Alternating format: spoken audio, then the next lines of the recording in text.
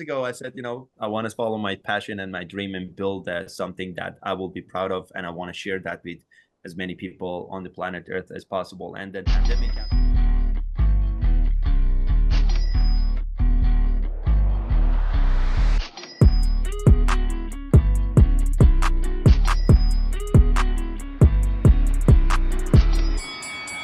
We're here with Kam Tab. I'm just going to cut it at Tab so I don't introduce you wrong. And we're here on the Side Hustle with our weekly co-host, Quentin Carlin, entrepreneur extraordinaire, and the guy that ends up going out in the field, all the network events, and ran into you, Kam. So welcome on the show. Thank you. My name is Kam Tabarraee. It's actually a very difficult last name because it's in Farsi, and so I always say I'm just Kam. Yeah, Tabarraee. That's right. There we go. You're good, eh? That's my French background. No, I'm actually Persian. Huh? So, but the French pronunciation with the R's is really that's true. Spanish and French both. Yeah, exactly. It helps. Yeah. It was nice actually to run into Quentin last weekend in our Vancouver Club Gala, and we had this amazing immersive experience of business and art and nightlife and music and cocktails. Of course, we have a cocktail brand which kind of is the glue for the social experience. So that's, and he's like, yeah, you should jump on a call. And then I'm like, yeah, I got another big festival coming next week, so let's do it. Yeah, absolutely. Would love to kind of give the opportunity for you to promote it, get the word out. So yeah, by all means, kind of tell us what you got going on. You're throwing the hottest parties in the hottest summer here right now. So yeah, thank you. The floor is yours. Of course, thank you. Appreciate it. Yeah, so I mean, the concept of Bootleggers Cocktail started, many moons ago when I was transitioning from my engineering world into the social life. As we know, engineers are probably a little not on the social side of life, but I was anyway. Hey, we're accountants. I can appreciate it. Right? Exactly. Same, right? Similar. Yeah. And, when I started entering the world it was fueled by my passion, right? My passion in creative experiences, especially I had like three big things that were the principles or the pillars of the experience, right? Art as the main act, whatever form and shape, nightlife as the form of entertainment, let's say, something that gets people moving and fun and engaging. And the last part was hospitality, right? And the hospitality is like a, inevitable part of the whole experience in any social experiences. And, for me, the art of cocktails in the alcoholic or even non-alcoholic form of it was, that social glue, right? That connects people together. That's where the conversations are happening. That's when you're, loosening up. That's when you're dropping the mask from your face. And then you can actually open up to be able to network, to build business relationship, friendship relationships, all sorts of different influential connections, right? That happens. That's where the magic happens. And that was the principle. If you don't want to do this, become an engineer, right? Yeah, right. Exactly. Or become an engineer and then switch.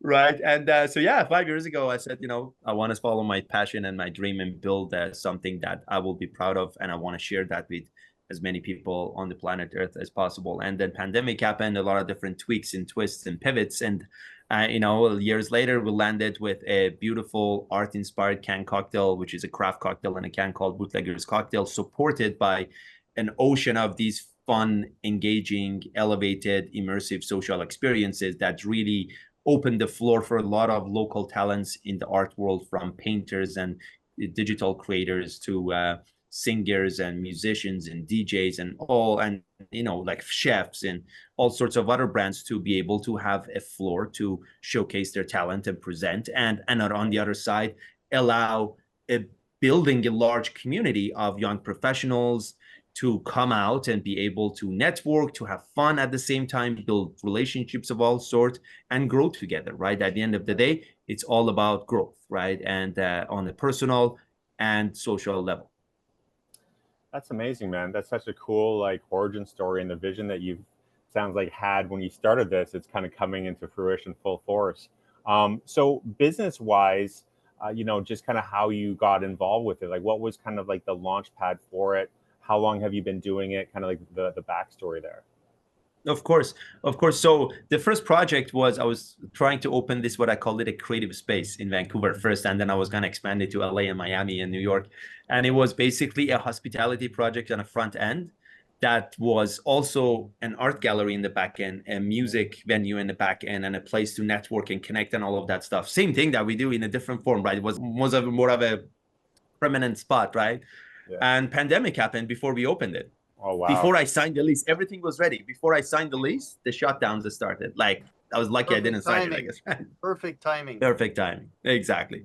But then, we had to pivot, right? So then after a little bit of a figuring out, what's going on with the world and all of that stuff, we focused on, keywords, delivery, scalability, something that people can have access all year long, all around, and you don't have to be super inclusive or exclusive, something that is open, something that could be globally shared, something that allows sharing the experience with as many people as possible. So then, we kind of started the route of trying to make a social platform that allows these kind of pop-ups and events and gatherings to come through and use that to bring our fun, engaging, experiential outputs to it. Like for us was always the cocktail and art, different forms of art, but cocktails for us as a product to, bring to the table. And one led to another, and we ended up with developing this, whole trade secret for making a craft cocktail with fresh ingredients, shelf stable enough to put it in a can. And we used the art as the packaging, and we released it in the retail market, and the events started growing before that already.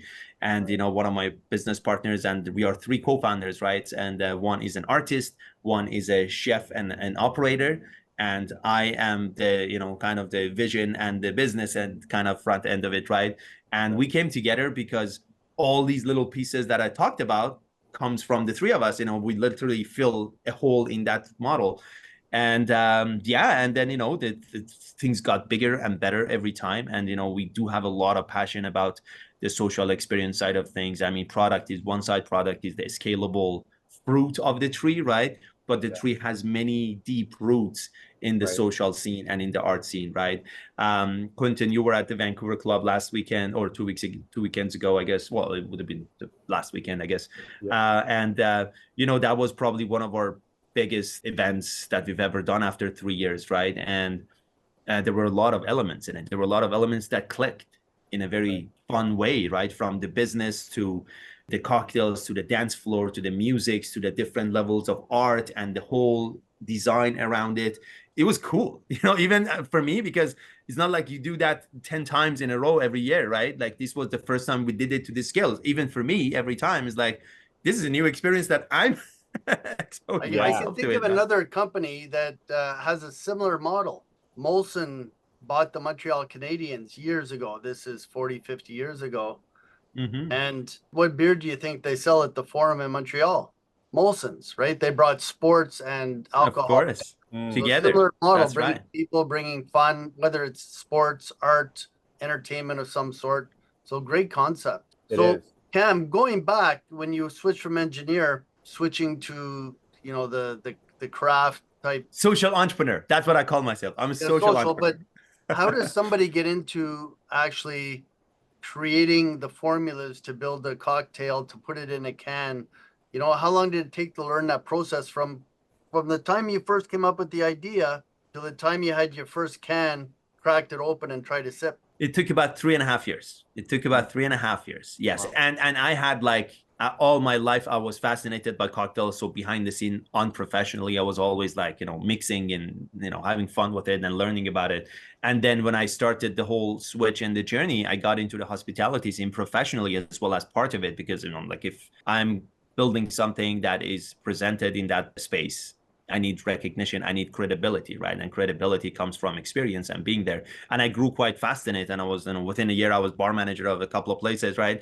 But again, there is one thing on the show front end side, when you're in a restaurant or a bar, there's another thing that can you replicate that in a can, right? That was the goal, that if I want to have that same quality level of drink and a parallel, but not the same, but parallel quality experience in a different world, there is a gap in the market. There was an actual gap in the market, and then we discovered that gap even more in our events, because You know, you pay $50, $100, $150, you go to a gala or a big experience or a sporting event or a circus, whatever it is, right? And everything is great. The only thing that sucks is the bar. Long lineup. It's, you know, you get a, you know, like not a good quality vodka soda in a plastic cup and you pay $20 for it, right?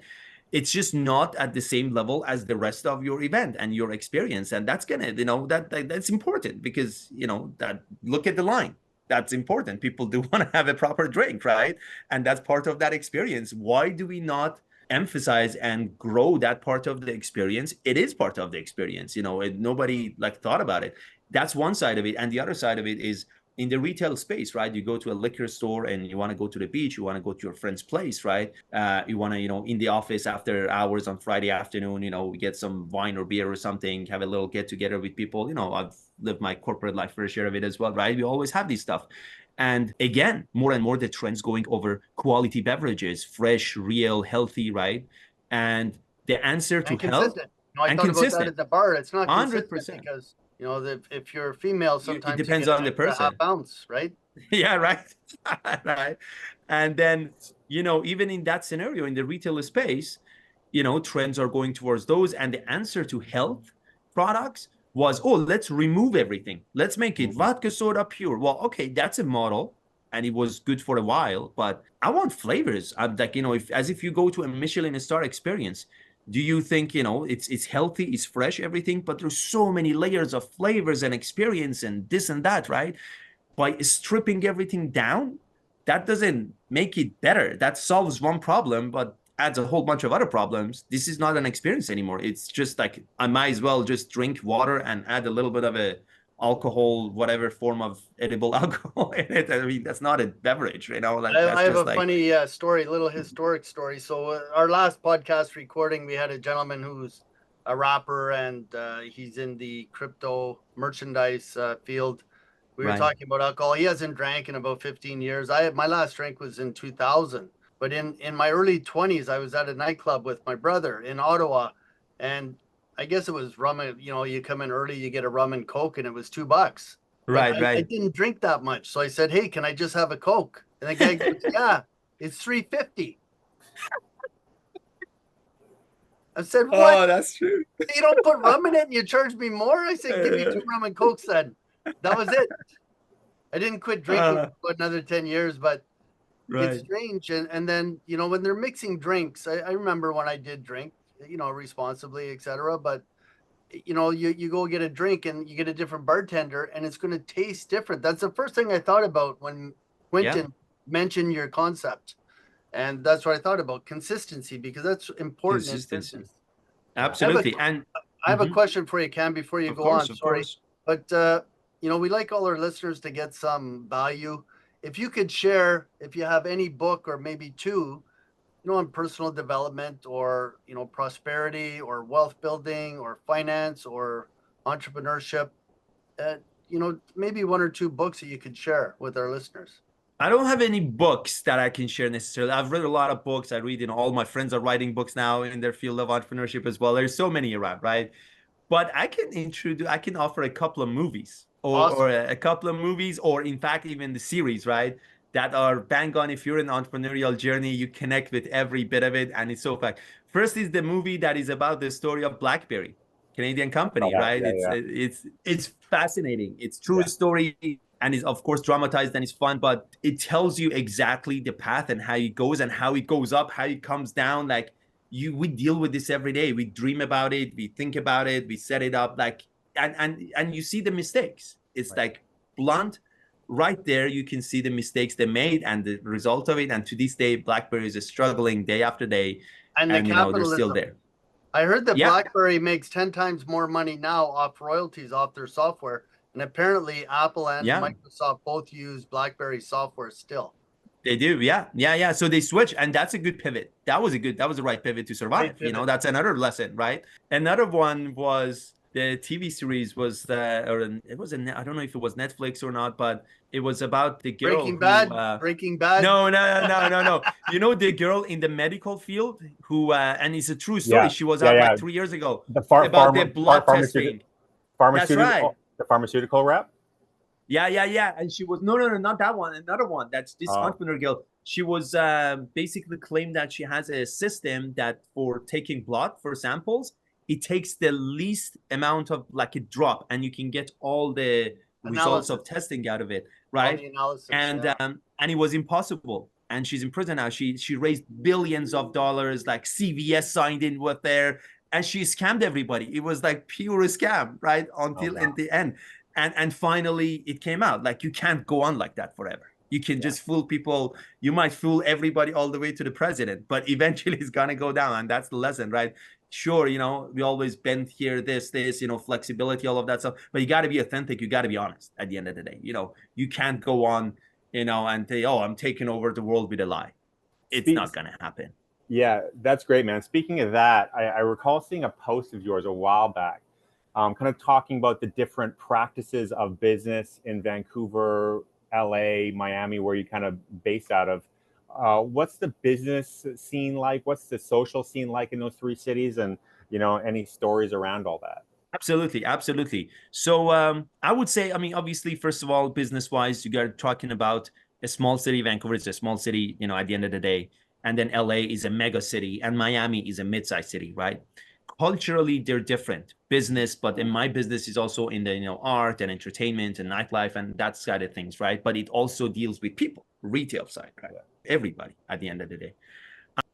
What I learned, Vancouver is very relationship based, but people just talk a lot. When it comes to action, a lot of people fade away. It's like the little bit of accountability is lacking in the business form in Vancouver quite a bit. Superficial, very superficial. Very superficial. You talk about like integrity and accountability, two very important things, and communication is the third pillar of the three, right? That they come hand in hand. LA, people have integrity, accountable. They are accountable as well. Communication, not the best, but again, it's a big city, so there is a lot of opportunities. If you go door to door, there are so many that you finally hit and score, right? Miami.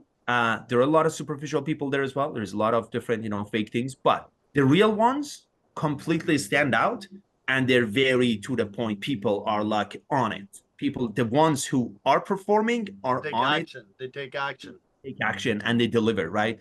And it is an environment that is newer a little bit in everything. And so it attracts a lot of new energies and new people and new different things, a lot of new entrepreneurs, a lot of new technology, and other people want to grow. But at the same time, there is another thing that is important. And it was when I grew up in the corporate life, everybody was saying, oh, East Coast is transactional, West Coast is relationship based. At least comparing LA and Miami, completely reverse. I think LA is very transactional and Miami is very relationship based. That was my experience and is today. Vancouver is a relationship that ties into transaction, which is funny. At the end of the day, it becomes a transaction type, but you still need to build a relationship to even get to the transaction. So it's even more difficult in a lot of aspects. It's more difficult to meet people. People are a little bit more guarded. Whereas in like Los Angeles, it's very open. Like people, if you say hi to people on the street, random 100 people in Vancouver, 5 people say hi back. In LA, 90 people say hi back. In Miami, probably 70, 80 people say hi back. That's very important to see. That's just like getting attraction, getting that lead, right? In a business, you're looking for leads, you're looking for a relationship, you're networking, you got to say hi. But the reason people stop saying hi in Vancouver is because whoever I say hi, it doesn't say hi back. So at some point I get disappointed, right? And you see that a lot of young entrepreneurs in the social settings, and they all like get a little like segregated, and the conversations die, and like nothing happens after a while. Yeah, it's interesting that I was in LA about 2 months ago, and I'm going to Miami in a couple of weeks. So that's kind of why I wanted to ask that as well. And cool, man. So anything we can do on our end to kind of help support you and get kind of your brand out there? Actually, first of all, I'm surprised and impressed because I thought this was a newer thing that you've launched, but it sounds like you've been at it for a while. So kudos to you for being in the game that long. Also, too, Rob, you know what it reminds me of? One question for you, Kam. We have a client in the restaurant and beverage space, or not beverages, but I'm thinking about the Nudes restaurant over in North Van there, Rob. They were telling us they've got a wholesale side where they are getting into like Whole Foods and Urban Fare and like the big chains. Distribution. distribution, but it sounds like that's kind of like a mafia. Like you have to give them a bunch of product up front. Yes. There's like this whole kind of, I don't like a shakedown almost, it seems like. Have you experienced Walmart, that? Costco, all the big brands hold you 100%. to the 100%. Yeah.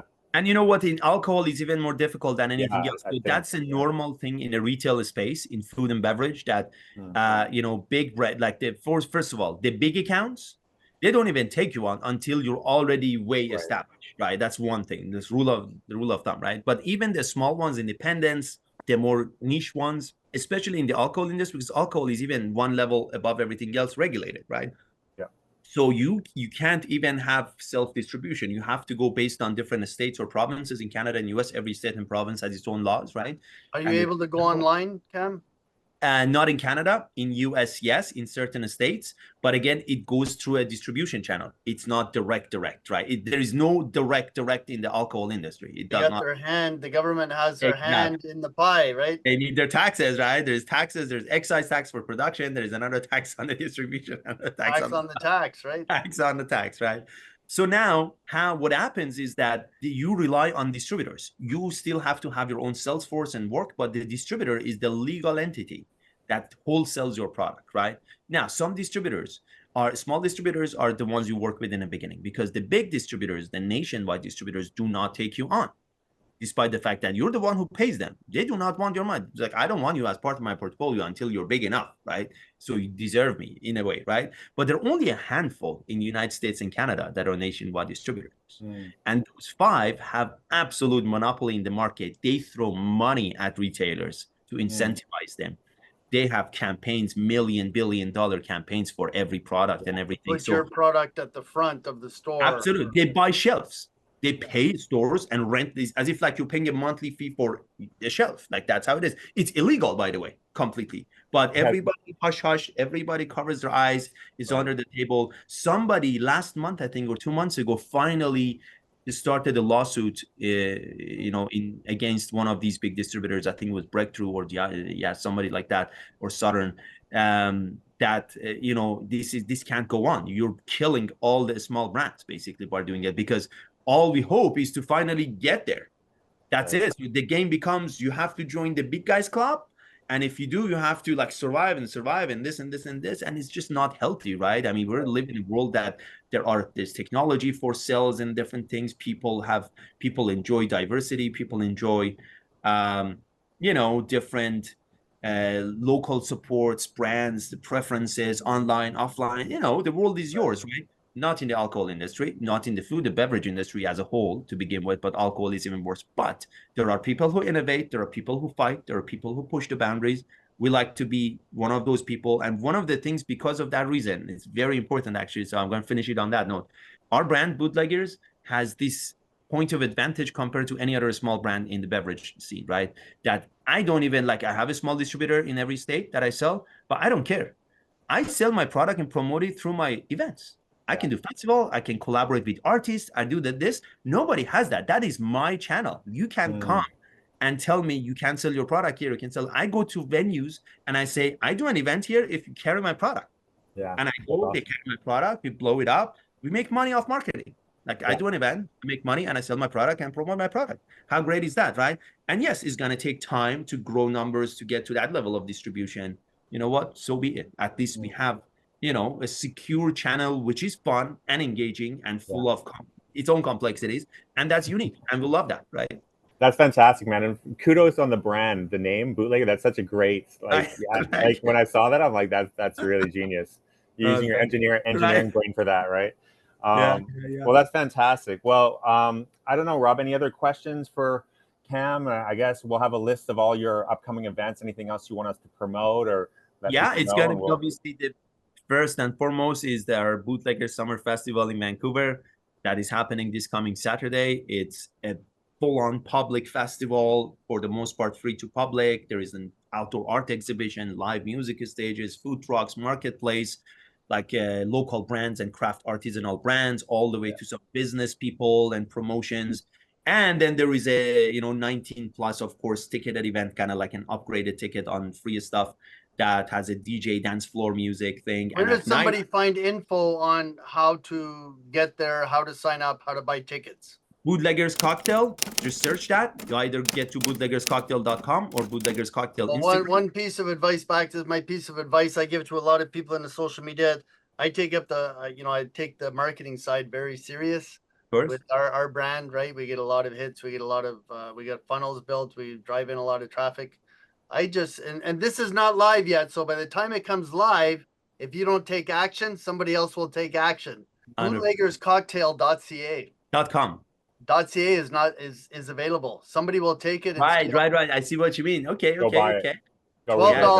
If it's not $12. registered by the time this goes live, somebody will get it and they'll steal half your traffic. That's right. Good man. Have it forwarded, because a lot of people in Canada that do follow your brand do fall in love with it. Another question I have before we go, and thanks so much for coming on, Kam. Of course. And great connection, Quentin. For social media, also grab your vanity domains, because a lot of people hold owners ransom. Hold them ransom, and this is not live yet, so it gives you some time to take action on the .ca. Do you have any non-alcoholic drinks? Is coming. Is our next brand that's coming out. It's a great way to build your brand with because we can do direct to consumer online. Exactly. Yeah, outside of the ransom takers. That's right. That's right. Exactly. Yes, it's coming non-alcoholic. There's going to be a couple of different varieties of it. We have a brand partner from the fight world, the professional MMA world, which is Hector Lombard, the ex-UFC champion and bare knuckle champion. So we're gonna launch a electrolyte drink with him, actually, and we're gonna have another non-alcoholic here in Canada as well. So we're gonna have two different ones going live. It's either gonna be end of this year or beginning of next year in the basically Q4, Q1. We'll see.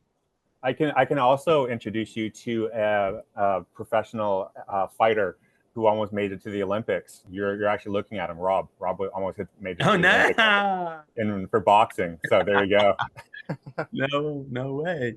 Yeah. So fun times. Hey, amazing chat, Kam. Congrats on your business. There's a lot of people out there that you can connect with, and we'll make sure and get you all the links. All your links in the comment section below. A little bio, so we'll have Grace. Who coordinates everything, reach out to you by email. And, once you see that up there, feel free to give us a call to update links or change things. And they get some of the footage. We got some great advice on here from you. Yeah, and then you can use that on your social media. Fantastic. You can use it on bootleggerscocktail.ca. Yeah. Like, I know who bought it after this. No, before it goes live, my man, because people watching this are going to Google it, and it'll take them to .com where they can find out where to pick up all the Bootleggers product. That's right. Awesome. I think that's a wrap for another Side Hustle podcast. Kam Tabarraee checking out here. Check him out on the links below. We'll see you on the next episode. And that is next event. They're super awesome, super fun. Absolutely. Congrats. Thank you, guys. Yeah. Rob and Quentin. Pleasure. Yeah. Thank you. So I got a question, because with these events, are you kind of collaborating with like the YVR club and like internet masterminds, or doing your own thing mostly? Like, what's kind of your kind of sometimes we do, yeah. Sometimes we do, like at Vancouver Club, we collaborate with internet masterminds. They basically developed, we had like an event within an event kind of thing, right? So we called it more of a professional activation, right? Sure. So I'm the bigger platform in a way. There is so much opportunity to share this big platform, right? And it's good for me, it's good for you, right? We share resources, people, we have common audience. So that went well. And yes, very open to all of this, not only business side of things, but also artists, right? People who are in the different world, right? People who are in the event industry, people who are in the hospitality industry, and many with like foundations, the charity foundations. We have charity foundation partner that was at Vancouver Club. It's going to be at the summer festival. So many angles, right? At the end of the day, we're all trying to, build and grow a community, and make an impact, influence them for the better and for an enhanced lifestyle, and with that of other positive things. That's fantastic. We do a lot of live events before COVID. We probably get 150 webinars, probably over 100 podcasts. We're looking at doing some live events again. We have a big relationship with mortgage brokers and realtors. 22,000 mortgage brokers across the country have used our service through a different platform for tax documents for their mortgage clients. We have an exclusive with that software company. But we're looking at doing city to city, doing events, live events, We're looking at doing one at the Comedy Club in New West. It holds about 290 people. We're looking at doing 50% of the audience is going to be mortgage brokers, the other 50% high net worth individuals, and maybe a collaboration on an event like that where you could come in and fill the other half of the room. And we're looking at having a couple of comedians come out after we do our presentation, little half-hour presentation.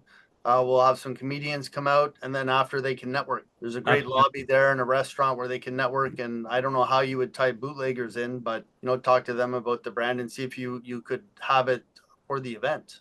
Absolutely. Send me the details. Absolutely. Look into it for sure. Yeah. Where are you based, Kam? Are you in Vancouver or downtown? I'm in Vancouver. It changes, but I am. My main home is Vancouver. So my main home is Vancouver, but depending on a lot of things, I spend a lot of times in LA and Miami, like sometimes a lot more in LA, sometimes a lot more in Miami, sometimes a lot more in Vancouver. But Vancouver is still the main home. Yeah, it might change next year, but we'll see. Good stuff. We just got off. I got off a call this morning with a company that helps relocate businesses to the U.S. And they allow non-U.S. companies to operate tax-free out of Wyoming. And they set up the whole structure, and then you transfer the money from there back to a Canadian entity. So there's a way to do business internationally now. In different countries. But U.S. now, some states have really separated themselves from the federal government. Right. Cool. Interesting. That'd be interesting too. Yeah. I guess also too, if you ever need any help on the tax side, that Rob's been in the industry for a long time, and I'm sure he'd be happy to help you out as well. Absolutely. Yeah. Absolutely. Good. Awesome, guys. Well, anything else, or I think that's a wrap. I think that's it. Thank you so much. Let me know if you need the links and whatever. You should have all of them, but let me know. If anything, I'll send. Quentin will get Grace's. That's her logo there. She's hiding in the background, but she'll edit everything, and she may reach out to you. So you may see an email from Grace. Of course. Or links, but you can send it all to Quentin, and then if we need anything else, Grace will reach out. Absolutely. No problem. Get bootleggers out there. Yes. Thank you, guys. Thanks, Sam. Yeah. See you, man. Have a good one. Bye.